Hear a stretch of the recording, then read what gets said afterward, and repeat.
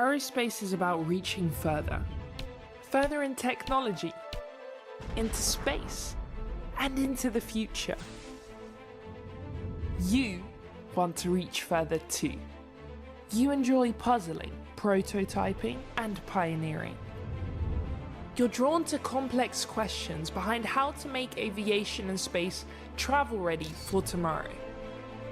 Quieter, safer, faster, and cleaner. You'll join a community of students from all over the world who, just like you, get bright-eyed over anything that flies. Being part of such a diverse international group prepares you for the aerospace world from day one. This industry revolves around teamwork and a global point of view. That's why it's such an advantage when you've already worked during your studies with people from different cultures, with different perspectives, norms and values. In our hangar and labs, and on site with partner companies, you will work on technological innovation that reaches past aerospace itself. From developing satellites, to improving wind turbines and Formula One materials. That's how you grow into an engineer who helps technology reach further.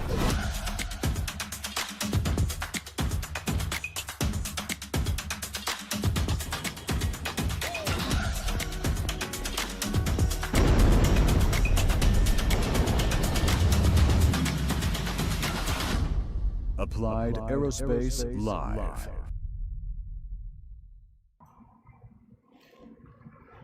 Ladies and gentlemen, welcome to Applied Aerospace Live. This is episode 8 of our webcast. My name is Erik Laan. I'm a lecturer of space engineering here at Inholland University of Applied Sciences. We're also at day 8 of the Artemis II mission. And today my co-host is Rob van Hassel from Airbus Netherlands. Welcome to the show, Rob. Thanks, Erik. It's a pleasure to have you with us. Likewise. I remember well, the first time we met was in 1999.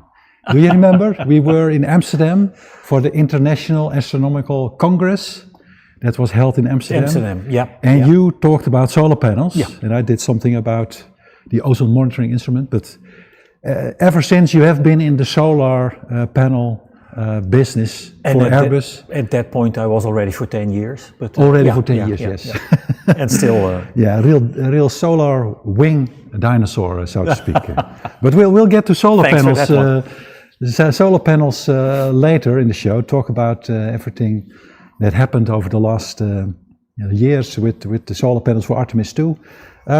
But first, I would like to look at some new pictures that came in from Artemis II. Ah, nice. As they are flying back to the Earth, they are sending down some pictures. Look, this is a picture they took with their camera of the Milky Way, just from the capsule, taking these images of the Milky Way without any atmospheric distortion.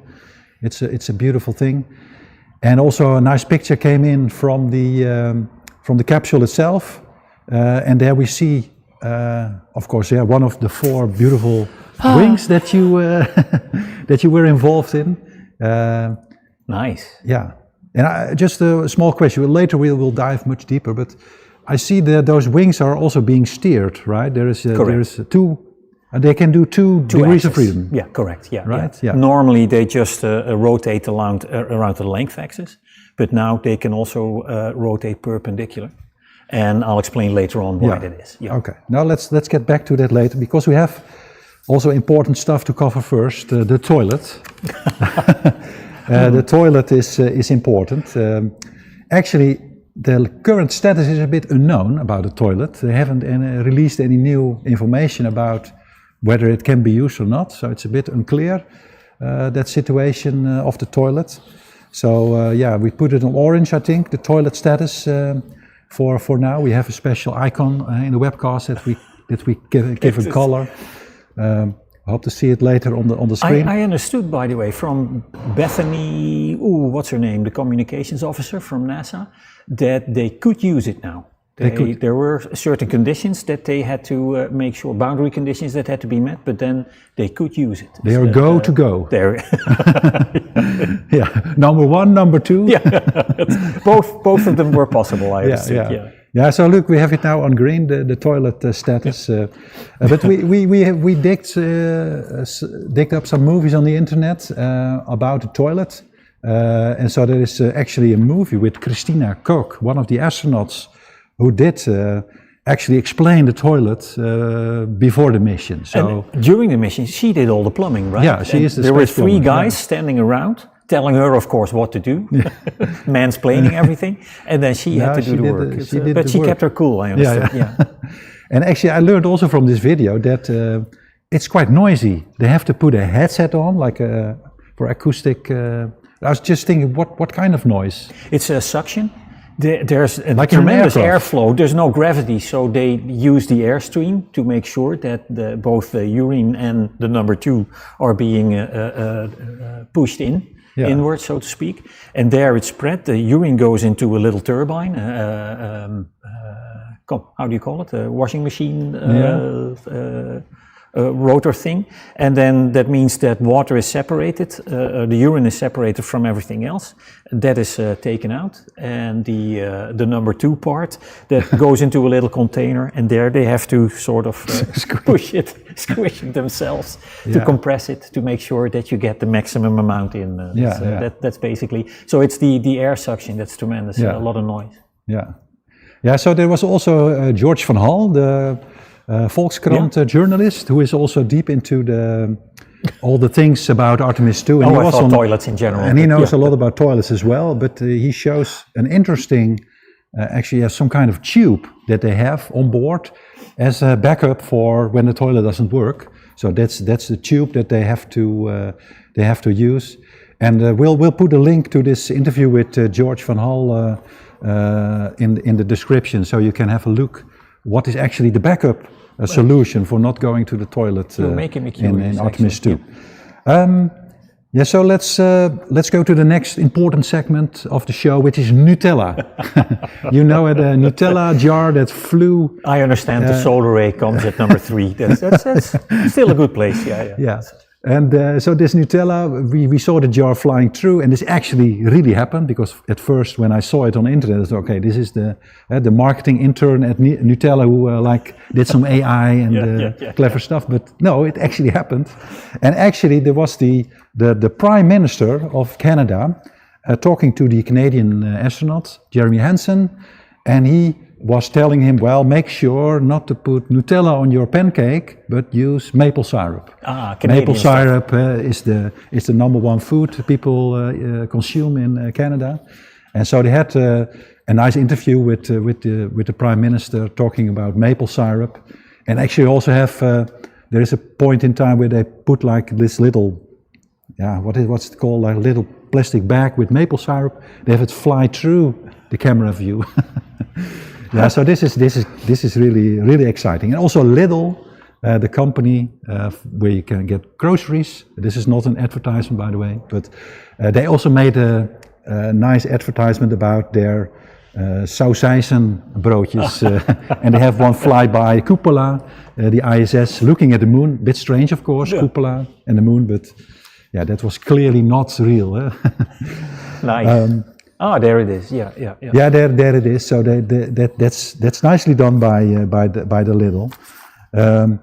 So let's dive a bit into the solar panels, because that's why we really want you on the show, to explain us all about what happened over the last years to get these panels working.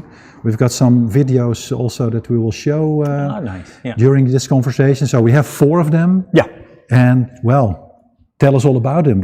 How long ago did you start working on them? Let's say the first discussion started already in 2012, thinking about where the Americans caught up with us and asked us, hey, what would you do if you had to design a solar array? What would be the things that you come to mind for you? It has to be man-rated. It has to go near the moon. And we had some experience. SMART 2 we did, the solar arrays for that, the ESA mission, which ultimately, deliberately crashed the satellite on the moon. It's the moon mission quite some time ago. We did ATV, the autonomous automated transfer vehicle, to the ISS, the freight starship, the freight ship that went there. We also did the solar race for those, so that meant we already had some experience, and so we started discussing with them, and that in the end culminated in 2015 in a contract for the first. So 11 years ago. Yeah, when the contract was. That was the first contract, indeed. Then we delivered Artemis I. Or European Service Module 1, actually, which we were a part of course, and that I think was in 29. And then it simply was lying around there until the launch in 22 for Artemis 1. And in the meantime, we worked already on Artemis II, and we've done the same now for Artemis 3 and 4. They are ready. They are already have been shipped to America, and they're already there for the next 2 flights. Yeah, so and maybe for the viewers, if we look at the current spacecraft that's in space, and so they're now combined. But actually, when they are separated, this is the European part, right? Yes, correct. And this is the American part. The little I think part this is much bigger than the American part, right? So I would say who's dominant in space? It's Europe. Let's not tell Trump, but it's really a very complex thing, the European Service Module, and it basically does everything. It keeps them alive. It's a storeroom, but it's also a power unit. We provide the power to the control unit that is distributed into the capsule. Everything there, from a light, to a toilet, to every computer, everything runs on electricity, and it comes from the solar panels. So deploying them at the beginning of the mission was really a critical thing. We had to be absolutely sure that they would deploy and they would properly function. If not, they would simply have to go back immediately, crash through the atmosphere again, and make sure that they landed. So there was no option. No other option. No plan B. Yeah. So I also understand that when the spacecraft is doing like a burn, either with the attached ICPS module or with this engine, you had to like fold the solar panels back. Back with the ICPS in place, because then the engine is really a couple of meters more backward. So you don't get any exhaust plumes running over your panels. So then we could fold them back. But in this configuration, where the European Service Module provides the thrust, and for Artemis II, the translunar injection was done with this engine. There we had to sweep them to the front. To the front, in order to stay clear from the exhaust fumes. But the main thing is the exhaust, that you want to prevent the exhaust. If that would land on these panels, and the panels are relatively cold and the plumes are hot, then you would probably damage the cover glasses, the protective glass that is on top of this, each and every cell. And you would darken it, so you would really reduce the power output. And so do you have to like design these hinges for that, for getting the forces of the We did not. The specific hinges to sweep them back and forth, that is something that was done by in Switzerland, by Ruach, who are now beyond gravity. But everything else was done by us, and we had to integrate that, of course, into all the performance calculations, etc., to make sure that it was part of the system. But the specific hinge was designed in Switzerland. Okay, so you got the hinge from them, and you delivered that to Airbus in Germany? We integrate, correct. That was integrated on the service module by Airbus Bremen, and on top of that, we hooked up with our solar panels. And so have you been, you've been watching the launch, I remember? A couple of times, A couple of times.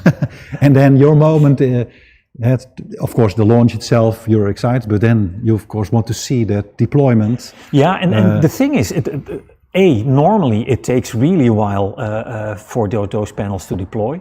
Very often you have to, if you go to a geo orbit, you first have to go through this transfer in order to reach a geostationary orbit. But here in this case, the batteries are depleted very quickly. They only have minimal battery power because they assume that they will have power from the solar rays during the complete mission. And the timing of the mission was also set for that reason. There were a couple of launch days every month at the beginning of the month, and it was especially done to make sure that they would have sunlight throughout the complete trajectory. Okay. So the batteries deplete quite quickly, and it meant within 18 minutes they had to deploy. And that's what they did. So after 18 minutes, the automatic sequence started and everything deployed in a couple of minutes. And you were like, okay, I can relax. That was at least the first part. But then the translunar injection, the corrections, etc. Something was happening basically every half hour or something that was new for us. Yeah. And also now recently the flyby. One thing was the fact that we were in a place where we had never been before, but for the solar panels, it was that we had to go through the solar eclipse. So we went from pretty hot, close to the moon, you get reflections from the moon, so you're easily well above 100 degrees Celsius, 120 or something like that. And then you go in eclipse and it cools down. Very rapidly also. Very rapidly to minus 150 or something at that point, or even deeper.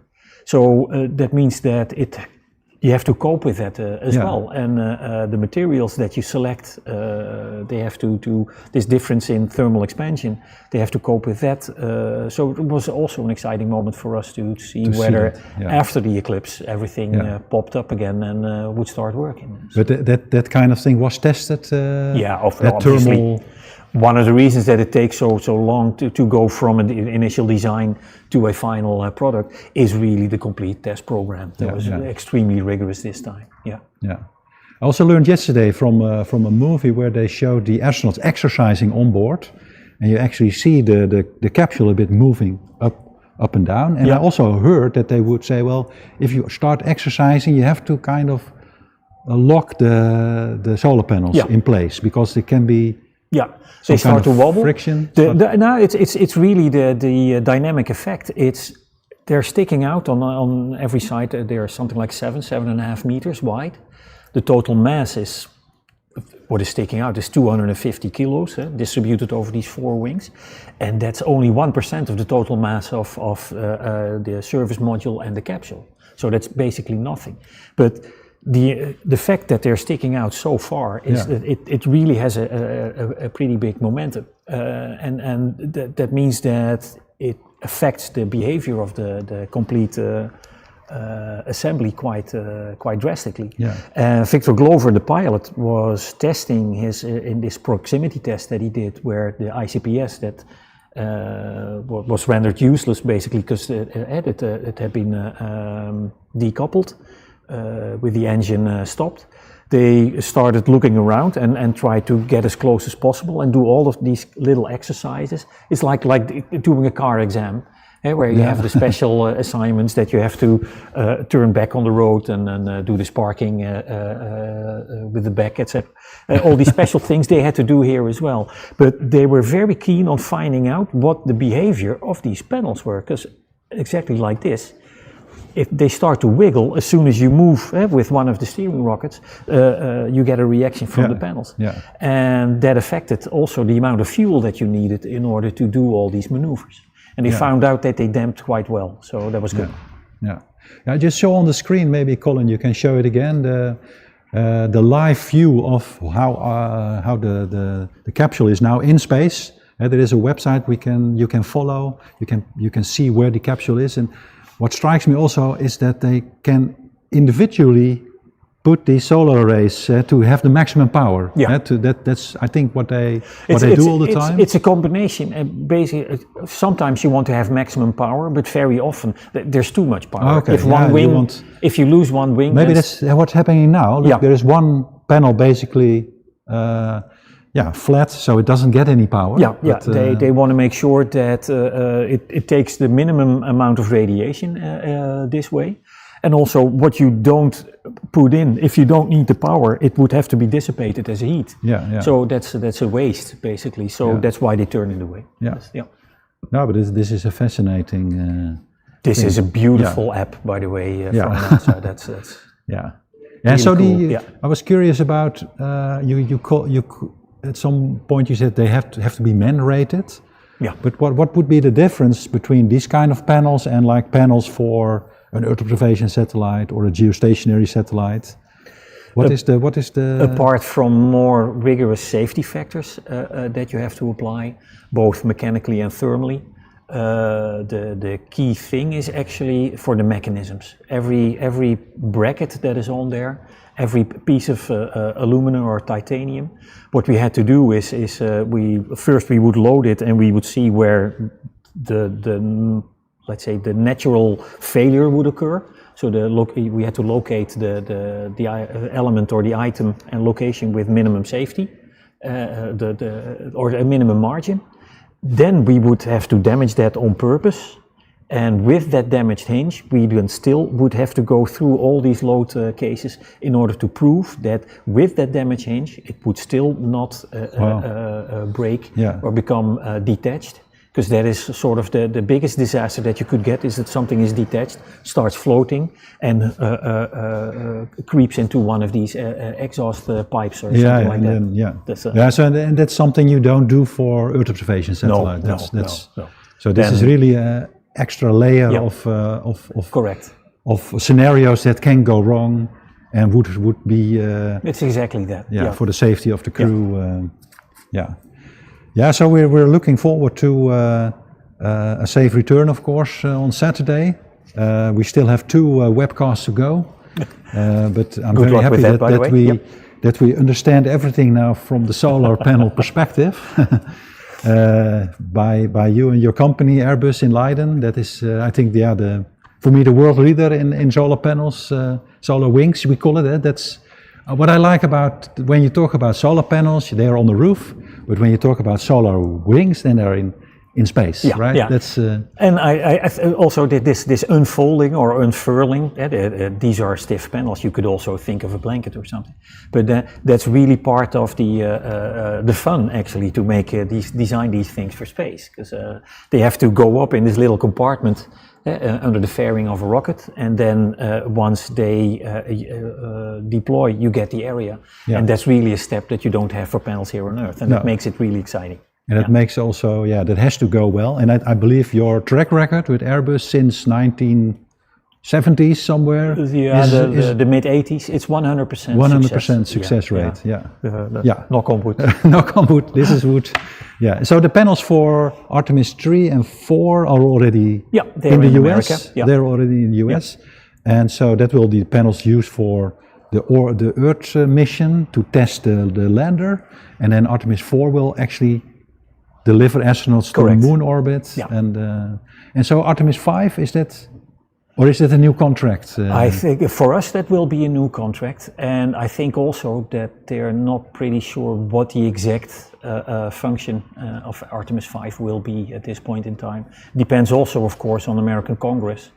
I think they will be starting to appropriate the budget for Artemis not on a 2-year basis, but on a 1-year basis. But that means that each and every year they can set new goals or redefine, etc. So I'm not sure yet where that will head. So we'll see. We'll see. It's going to be an exciting time. So let's wrap it up. Thank you very much, Rob, for being with us in the show. Fun. It was really nice to learn more about the solar panels on board Orion. And so it's a wrap. Tomorrow will be a Promot in the show, and on Saturday will be the final show, and we have a colleague from the European Space Agency, Jan de Persson, who actually witnessed the launch in Florida, and he's with us to then look back on the whole mission. I'm not a little bit jealous. Yes, me too. Yeah. Okay, until then, may the force be with you.